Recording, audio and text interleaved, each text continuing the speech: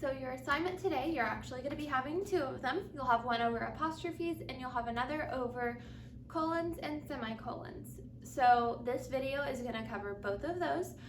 Tomorrow there will also be two assignments, one on Wednesday and two on Thursday. You'll have your usual vocab quiz. I believe it's number 11 this week. And then you'll have a mechanics unit test. So wrapping up everything that we've been learning about over the last few weeks, including what we're going to be covering this week. There's 5 new concepts for that mechanics unit test. I will be attaching some notes for you to use for the exam, so don't stress about it. But we will go ahead and dive right into apostrophes. So I'm going to be starting over here. I'm going to be reading from over here, so you probably won't be able to see me, but you can hear me. Then we'll be moving on over here. So apostrophes. Apostrophes are used in contractions to form possessives. Apostrophes take the place of the omitted letters in contractions. Example, have not equals haven't, and we put the apostrophe where the O would have gone. She will, she'll, and we get rid of the W and the I by replacing it with an apostrophe. Can not equals can't, and we get rid of the O with an apostrophe. Possessives show possession or ownership.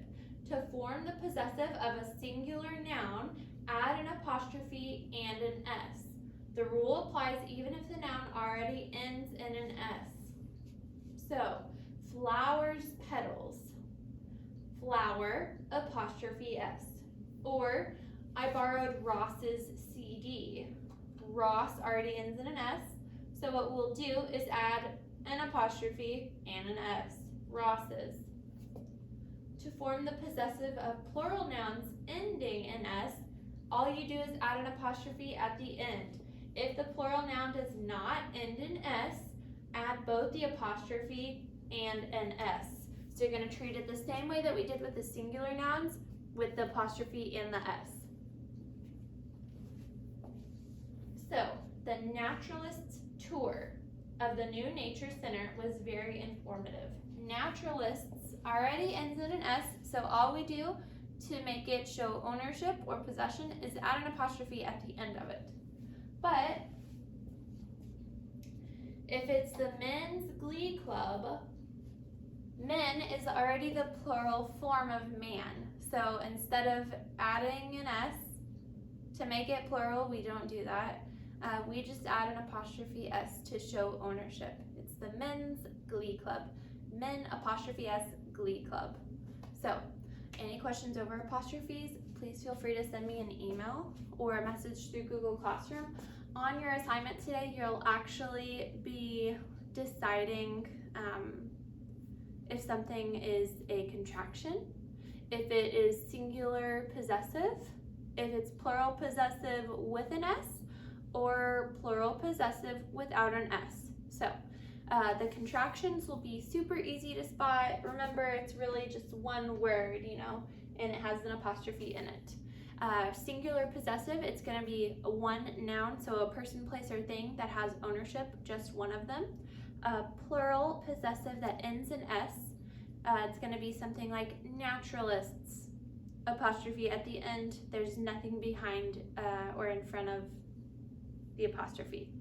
And then if we have plural possessive not ending in S, you're going to treat it like you did the singular. So just add an apostrophe S at the end, like peoples. So we're going to go ahead and move on over here to colons and semicolons. So colons have several functions in a sentence. Colons are used to introduce a series in a sentence, and they're not needed when the series is preceded by a verb or a preposition. Example here. Use the following resources for your report: colon, books, comma, magazines, comma, or the internet, period. So we use the colon to introduce a series in that way. We are not going to do that if it's preceded by a verb or a preposition. So we'll look at another example. At the zoo, comma, we saw a wolf, comma, kangaroo, comma, and 3 tiger kittens, period. Now we don't need a colon there, and we didn't see one either because there was a verb that preceded our series that we were introducing in our sentence. Saw is our verb. We saw. Moving on. A colon is sometimes used instead of a comma to set off a clause or to set off a word or phrase for emphasis. So sometimes we use it because the last thing we want to say is super important or we're really excited about it, so we use a colon. Mr. Hansen reminded the students, colon, always wear a mask inside. As Jim approached his front door, comma, he couldn't believe what he saw, colon, Pam in her Keds. Keds are tennis shoes. They're white tennis shoes typically. So Jim was really excited about this, so he used a colon and then he said what he saw, Pam in her Keds. So that's colons. If you have questions, please message me through Google Classroom or send me an email. In your assignment today over colons and semicolons, you're going to be deciding, does the sentence need a semicolon or a colon? So make sure you understand the difference before you attempt the assignment. So a semicolon is a cross between a comma and a period, or a period and a comma. Semicolons join two independent clauses when a coordinate conjunction is not used. Remember, a coordinate conjunction is a fanboy, for, and, nor, but, or, yet, so.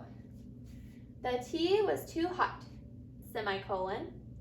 I let it cool down for a few minutes. Now, if the sentence did use a fanboy, we wouldn't use the semicolon. It would say, the tea was too hot, comma, so I let it cool down for a few minutes, period. Another way that we use semicolons. Semicolons are used to separate clauses when the main clause is long and already contains a comma. We don't want to be comma happy. We don't want to use more than are necessary. That's called a comma splice, and that's an error in mechanics in writing, so we don't want to do that. That's not correct, and your teachers at the high school are not going to like that when you get there. College, either, they don't like that. So, example, when the deer heard us, comma, it darted into the woods, semicolon. But, as I looked very hard, comma, I could see him. We already used several commas. We just separated everything off with a semicolon. And then lastly, semicolons are used to separate clauses when they are joined by some conjunctive adverbs such as consequently, furthermore, however, moreover, nevertheless, or therefore. And then a big long example here. After I had pulled into the lot, comma, I realized I had forgotten my purse, semicolon. Consequently, one of our conjunctive adverbs, I had to call my mom and ask a favor, period. So again, if you have any questions, please message me through Google Classroom or send me an email. I hope you have a wonderful day. Thank you.